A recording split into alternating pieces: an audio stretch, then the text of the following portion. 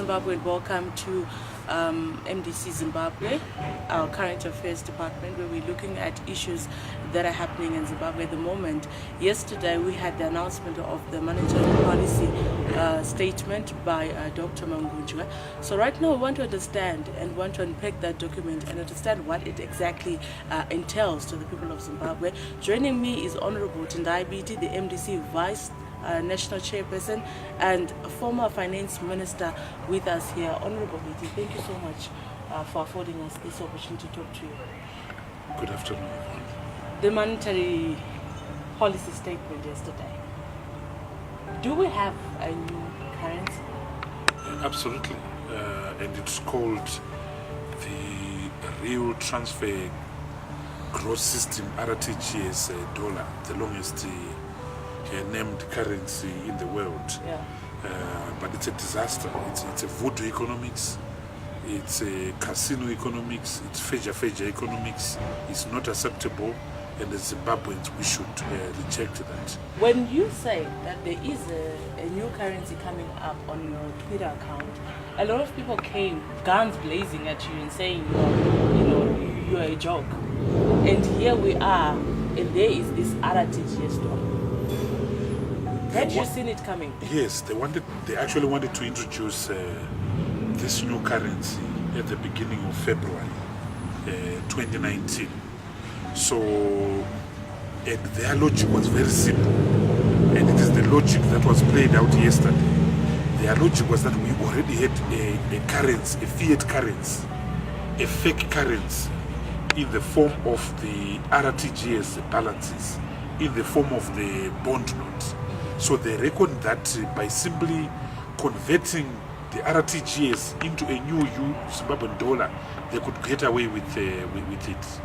They also, as John exposed yesterday, they also calculated that of the 11 billion US dollars, RTGS balances in stock, 90% of them are actually owned and controlled by big players, in particular Delta Corporation, in particular EcoCash, in particular Insco, in particular the Mikus Group through its retail outlets, and the OK Bazaars group.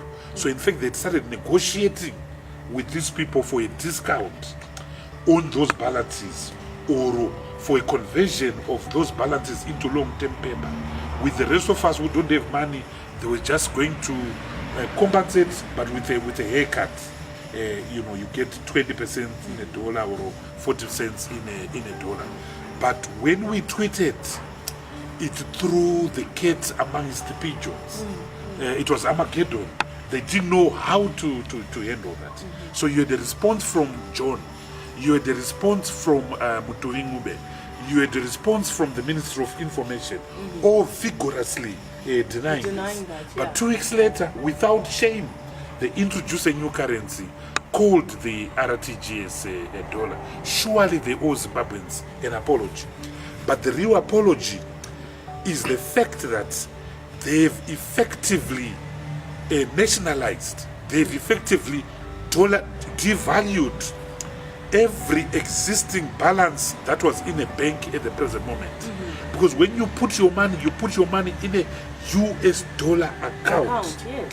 When you opened your account in 2009, 2010 and thereafter, you put your money in a US dollar account. Yes. But suddenly, what you put in there, you put a cow, now you're getting a pig, and an ugly pig called the RTGS dollar. So I hope that the legal profession will be mobilized so that we hold accountable this regime. The thing that John doesn't know, the thing that ZANU-PF doesn't know is that leadership consists of 2 things, responsibility and accountability. This regime is not accountable. Definitely. In 2016, against protestations, they introduced the bond notes. And some of us, the market, we told them that the bond note doesn't work. If you put bad money alongside good money, bad money will displace a good money. We told them that there will be shortages. We told them that the paro market rate will emerge. They refused. In fact, John Mangundla put his head on the block. Yes, and he said, if it doesn't work, I'm going to resign. He has not resigned. On the contrary, he has gone in to impose more suffering, more decapitation of this economy. Someone should be held to account. Emerson should be held to account.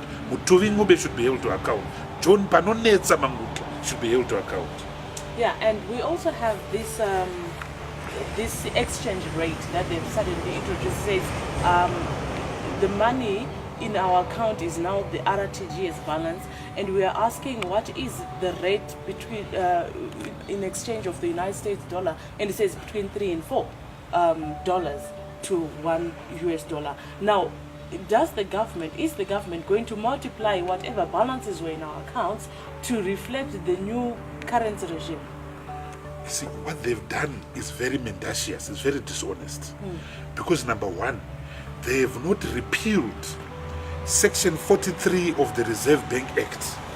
Okay. And Section 43 of the Reserve Bank Act is the one that says there is a bond note. Is the one that says this bond note is on par with the US dollar. Yes. So that is still the law of this country. That is still, so technically, come Friday, come any day after the 20th of February 2019, when the monetary policy statement was announced, anyone who therefore sells and trades the US dollar on any exchange rate other than the US one-to-one is actually committing an offense, because Section 43 has not been amended, and only the central bank, so only Parliament can amend that. That's dishonesty number one. Dishonesty number two is that they are still maintaining the export retention scheme. They are still maintaining the export retention scheme. That means that exporters, huge exporters like Zimplas, like the mining houses, still tobacco farmers, they still have their foreign currency being taken by the government. But surely if you have liberalized, then you must allow those companies to keep their foreign currency, so that the excess will then go on the auction market, so that people can buy, including the government. But you cannot retain control and then at the same time pretend that you have liberalized. You have not liberalized. Once you liberalize both the supply and the demand. So you can't liberalize demand auction, but supply, the exporters, you are taking their money, you are nationalizing their money. And I hope that the big companies, the Zimplats of this world, will for the first time have the courage to go to their lawyers and approach the High Court, approach the Constitutional Court, because this abnormality should not continue. And as I've said before, the RBZ's retention of export earnings is unconstitutional, because any money collected should go to the Consolidated Revenue Fund, should go to Parliament, for accountability. And therefore Parliament should distribute it in the budget in terms of Section 305 of the Constitution of Zimbabwe. So the Constitution is being broken. But you know what, Yvonne? They are maintaining this artificial exchange rate. They are maintaining it because as long as the US dollar remains a commodity, and as long as some of us or some of them can go to the Reserve Bank and access it at a nominal price, whilst the rest of us is acquiring it at a premium, there will be arbitrage. And we know who is going to go to the Reserve Bank to get the money. It's ZANU-PF chefs. It's the elites of ZANU-PF. It's the who is who of ZANU-PF, starting with the highest offices in this land. And that's not acceptable. The third thing which they have done, which is unacceptable, which is not allowed by the law, the Reserve Bank has still retained its quasi-fiscal activities. The monetary policy statement says, forget about fuel, about electricity and other commodities, medicines. We will continue dealing with them in the old manner. In other words, the Reserve Bank will still continue with its quasi-fiscal activities, sourcing money for fuel, sourcing money for energy, sourcing money for drugs and so forth. That is the problem. That is the problem. The Reserve Bank has no business in the business of energy, electricity. Let the market deal with it. In my time, we didn't do it because the market can source if you will. All you need to do, and all that was required, Yvonne, was very simple. Demonetize the bond note. Number two, dollarize the economy. Strengthen the regime of multiple currencies. Number three, protect and ring-fence RTGS balances in people's accounts held in banks. Number four, stop and delete and eliminate the export retention scheme. Number five, pursue macroeconomic stability, in particular fiscal consolidation, because the budget deficit is contributing to this madness. So, as I used to say, live within your means, eat what you kill.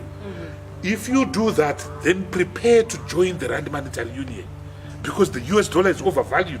So we need to devalue it by adopting the Rand. But they've gone, instead of dollarizing, they've gone the opposite. They've de-dollarized the economy. So we are back to 2006. We're back to square zero. And you know what happens when we have our own currency. Zeros will increase, hyperinflation will increase, shortages will increase, bastardization will increase. We have a problem of governance in this country. We have a problem of legitimacy in this country. These people have failed. Emerson Mnangagwa is a Rwambiwa, Jamuramba, Jokutonga. All right, Honorable Biti, there's an element of people being asked to use their US dollars, the Nostro accounts. Maybe you can also help us interrogate further. The 30-day ultimatum to say you must have used up your balances by such and such a time. Can you explain that for us?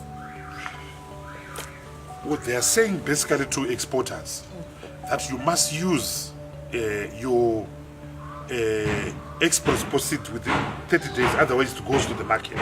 Okay. Yeah, but or they actually appropriate it. Now, two things arise. Firstly, the monetary policy statement was silent, and this is a very important point, Yvonne. It was quiet and silent on the exchange rate to be used between the US dollar earned by the exporter and the rate to be used by the Reserve Bank when it takes over that money.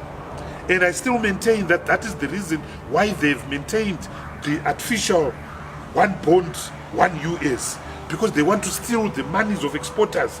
They will buy that, they will appropriate that at the rate of US 1:1. Secondly, there's something wrong and unconstitutional if you have to determine the manner and the process and speed to which I should spend my money. And with many of these companies, their orders take a long time to place.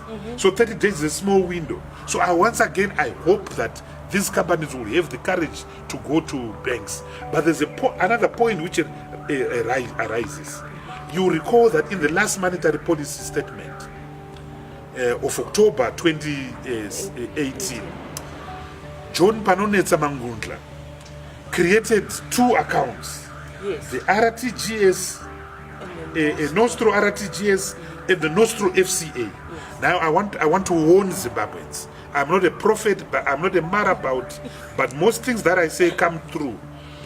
Those of us who are keeping money as Nostro FCA, this regime is going to run out of money, and as has happened in the past, those accounts will be expropriated. Mark my words. And we've seen the movements that the government has been doing to other nations with their so-called mega deals are happening and stuff, and they are taking money from those same accounts, paying in foreign currency for the chartered planes that they use, Honorable.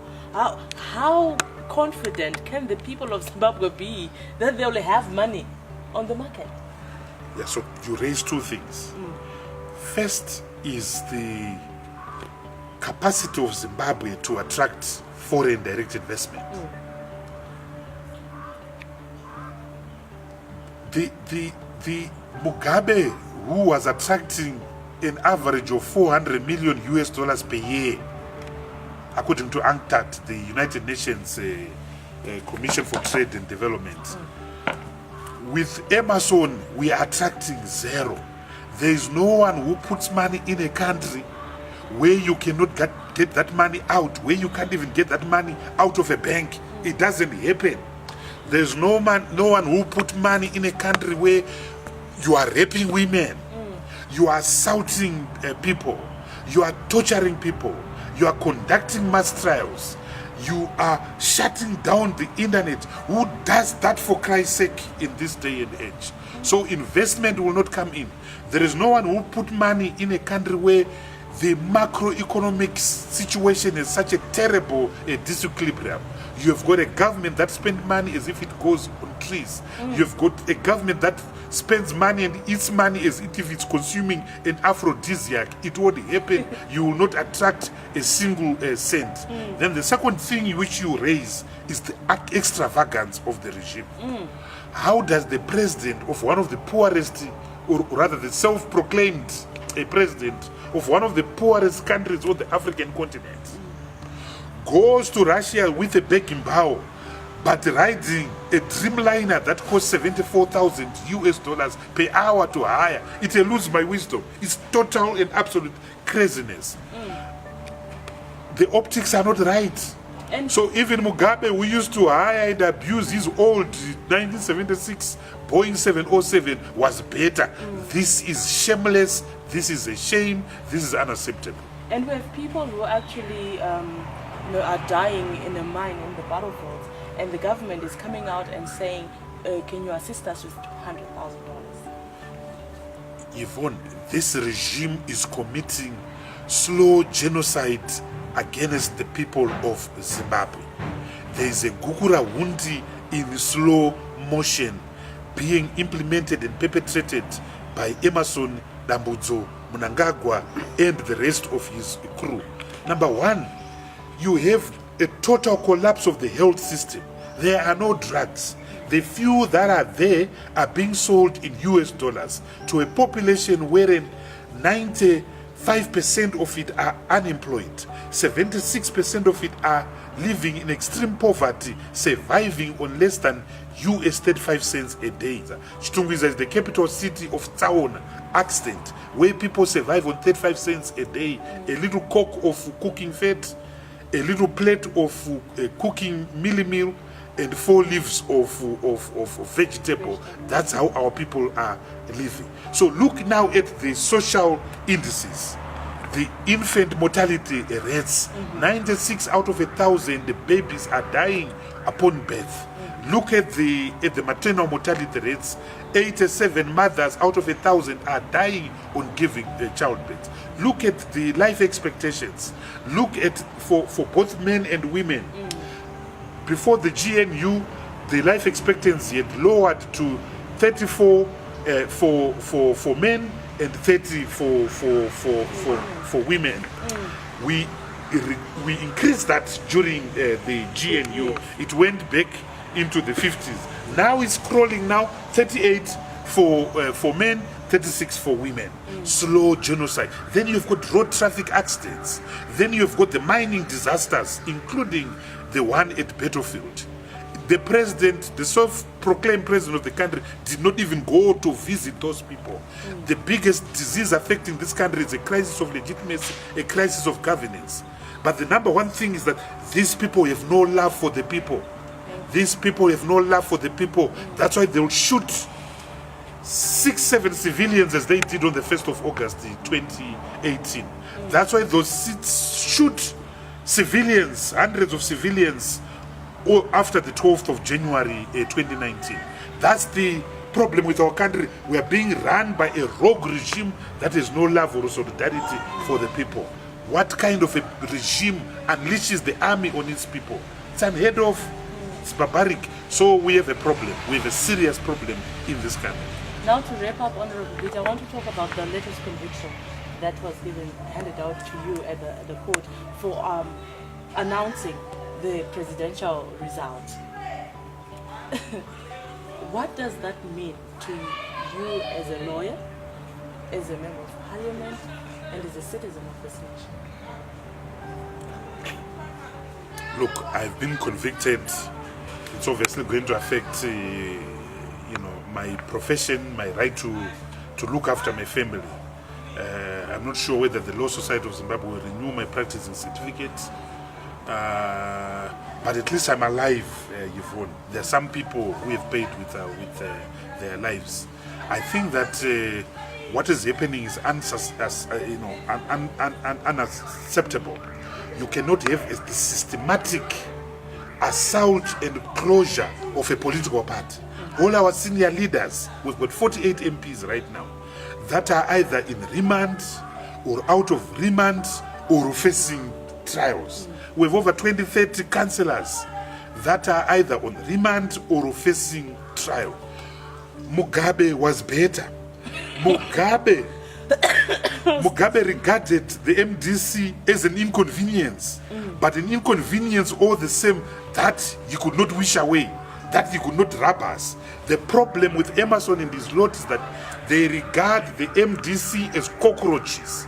They regard us as illegitimates. So they want us to see being totally crushed, totally squashed like cockroaches. But I've got a message for him. It will not happen.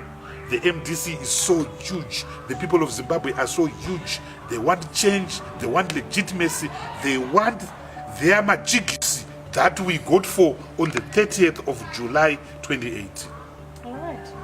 Thank you so much, Honorable Biti, for that wonderful time.